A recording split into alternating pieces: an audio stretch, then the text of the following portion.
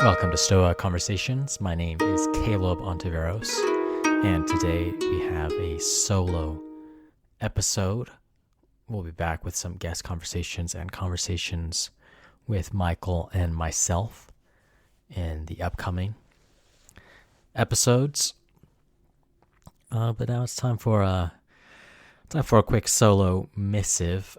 It's something I've been thinking about. We're just finishing up a new course on Seneca's letters for the Stoa app, and something I've been thinking about recently related to this has to do with letter 17, where Seneca talks about the dangers of wealth.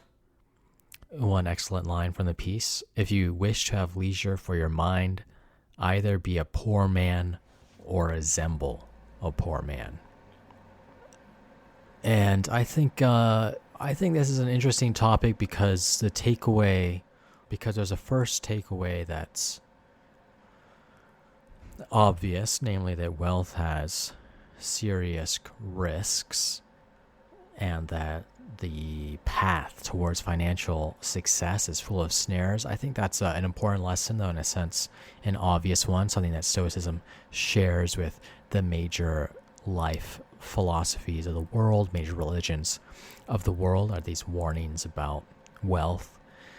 But there's some deeper lessons here, and it's always I think a useful concrete case to get into some of the upshots and practices of Stoicism. And there's also the point that, the first pass, some of this is somewhat rich coming from Seneca. He was one of the wealthiest men in the Roman Empire at the time. He became rich serving under Nero, the Roman Emperor Nero. So, of course, he was classically called a hypocrite. People saw his promotion of Stoicism, of philosophy, as at its best, or kind of rationalization of wealth, and at its worst, just a blatant hypocrisy. But even so, that's a controversial historical matter, and we shouldn't forget that Seneca did offer all of his riches to Nero in an attempt to extract himself from the political court.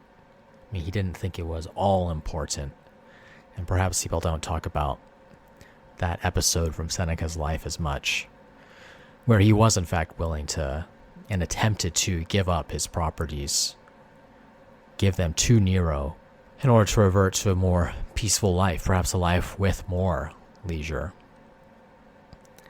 And that's interesting because many people, of course, seek freedom through their wealth.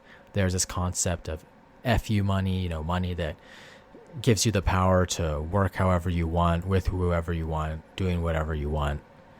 Having enough money to afford that ability to reject any request, make any insult, whatever it may be.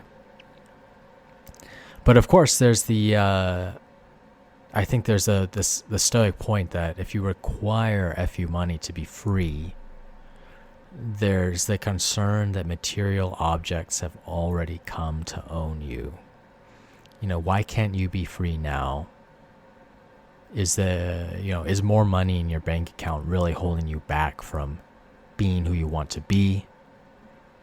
If you dedicate yourself to the venture of becoming rich, are you putting off the project of becoming excellent, and are you really going to obtain financial freedom in a way that matters? It's sort of interesting to see both sort of projects of amassing huge amounts of wealth in order to live how you want, and the more frugal project of something like FIRE. It stands for Financial Independence and Retiring Early, which is more of a frugal matter, saving money, making sound investments, probably still making a non-trivial amount of money, but at any rate, saving enough money to retire early in order to live one's best life, as it were. Both of those projects, in a way, are kindred spirits. They sort of share that same goal, or at least assumption, that one can achieve happiness, or at least achieve significant parts of one's life plan through amassing sufficient externals. They're just haggling over the amount of externals that are required, one might say. And so I think that's why, of course, Seneca says, if you wish to have leisure, either be a poor man or resemble a poor man. And in particular is a kind of rejection of requiring externals at all, requiring any level of wealth for living well. Now, of course, there's the necessary caveat that some of your roles, obligations, and such may require wealth, probably in fact do require some level of wealth. You need to take care of your family and such, obviously. Likewise, some people, their talents might push them towards a career that ends up with them becoming exceptionally rich, and perhaps the career in itself was useful, or perhaps they're able to use their riches to build a legacy that matters. Of course, there are still those cases, but I think the central point still holds, even with those caveats, which is that, of course, as a Stoic, you're aiming to not let externals in any way dictate your life in and of themselves. Of course, you need to make good choices with regard to them, and wealth is preferable. The Stoics did believe that. They did think it was ideal, better to be rich than poor, generally speaking, though both of them have their risks. And perhaps there's some level at which it would not be preferable to have more wealth. That could also be true. But nonetheless, the central point is that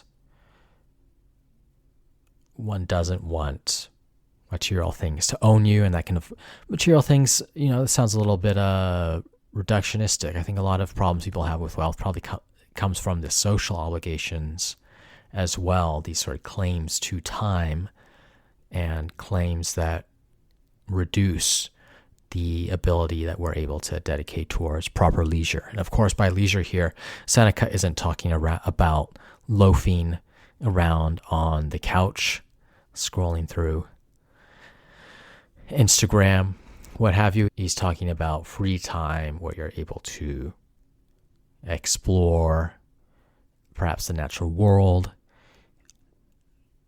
interact with great works of art. Of course, Seneca himself practices reading these, who to him would have been ancient thinkers, and pondering on the teachings of the ancient Stoics himself, as well as other philosophers such as Epicurus, who he is exceptionally fond of quoting in his lectures. And it's this ability to have leisure that can be granted by poverty. It's not necessarily granted by poverty, of course, but without the demands on one's time, this sort of constant sense that one must amass either more goods, more success, more prestige, what have you, you're able to craft out some time, set some time aside in order to think. A life driven by the craving of power and wealth, that's going to crowd that out. And I think that's why many find it better to take pay cuts in order to not just set aside time for leisure, but work on what they see as their calling, carve out more time for family, and add more leisure to their life. I think decisions like these often put excellence before riches.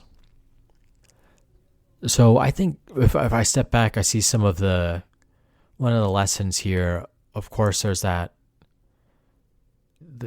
general teaching. Wealth has its risks. It can corrupt. It can has a sort of self-perpetuating force, perhaps. It's involved with all these social vices.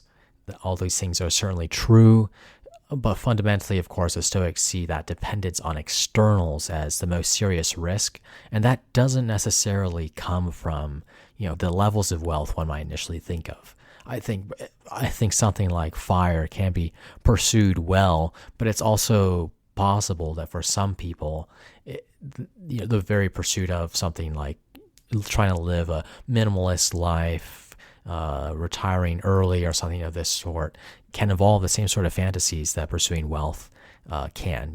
That picture that I'll be happy when I am, I have this amount of money in my bank account and I don't have to work for others or something like this. Is that really true? That's not, of course, what Stoics think happiness consists in, no matter how low the number is. What matters more is not being owned by external objects, not what those objects are, how many of them there are, and so on.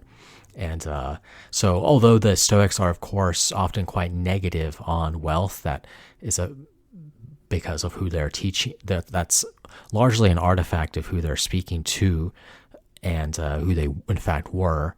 They, of course, also think there are risks with any level of economic success or failure, as it were. And what Seneca's promoting here is that ability to use your time well. Practically, don't make the mistake of tying yourself to material goods, of setting expectations that things must be this way, and that that can only be obtained with financial success. That's why it's better to live as a poor man, to not have the expectations of wealth distracting you. But of course, it's the ability to use time well that's invaluable. So whatever it may be, don't let the siren call of success distract you from that. That's the central lesson, central theme. Becoming happy matters more than becoming rich, powerful, or successful. And I think that's true, I think that's certainly true, even if, you're not planning to achieve Seneca levels of success. Other levels of success may also be chimerical. Thanks for listening to Stoic Conversations. If you found this conversation useful, please give us a rating on Apple, Spotify, or whatever podcast platform you use, and share it with a friend. And I'd like to thank Michael Levy for graciously letting us use his music. Do check out his work at ancientlyre.com, and please get in touch with us at stoameditation.com if you ever have any feedback or questions. Until next time.